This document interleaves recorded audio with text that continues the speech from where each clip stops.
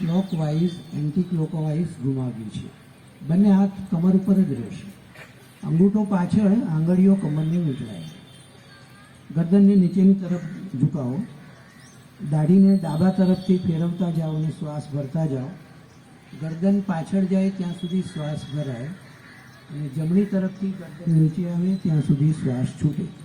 એવા 2 આવર્તન કરીશું ક્લોકવાઇઝ, 2 આવર્તન કરીશું એન્ટી ક્લોકવાઇઝ. ગરદનનો સૂક્ષ્મ વ્યાયામ સર્વાઇકલને લગતા રોગોને દૂર કરે છે. 2 આયામ પૂરા થયે શાંત, બંને હાથ નીચે.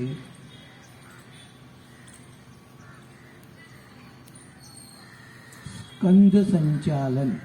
સ્કંદ એટલે ખભા, ખભાને લગતી ક્રિયા. બંને હાથ બાજુમાં, હાથની આંગળીઓ ચૂસ. શ્વાસ ભરતા બંને હાથ ડાબો પગ ઘૂંટણેથી વાળી જમણા પગના સાથળ પર મૂકીશું.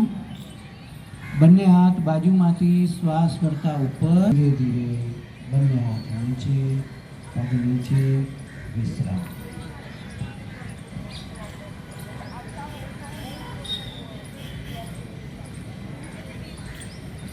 અર્ધ ચક્રાસન. અર્ધા ચક્ર જેવી આકૃતિ થતી હોવાથી એનું નામ અર્ધ ચક્રાસન આપવામાં આવેલું છે. જેને ચક્કર આવતા હોય તેઓ અર્ધ ચક્રાસન. પાદ હસ્તાસન. બંને પગ વચ્ચે 2 થી 3 ઇંચનું અંતર છે. ગર્ભવતી માતા બહેનો ન કરે, હરનિયાવાળા પણ ન કરે.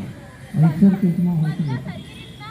બંને હાથને શ્વાસ ભરતા ધીરેથી સામેથી ઉપર લઈ. હાઈ બીપીવાળા છેડકા નુકસાન કરી જેની આંગળી વડે કે હથેળી હલાવવાનો પ્રયત્ન કરે. બાકીના ઘૂંટણ સીધા રાખી અને ઝૂકી આવે.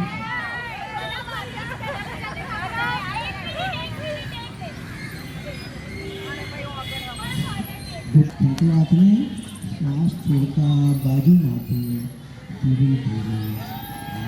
સ્વરનો વિશ્રામ અને મનનો પણ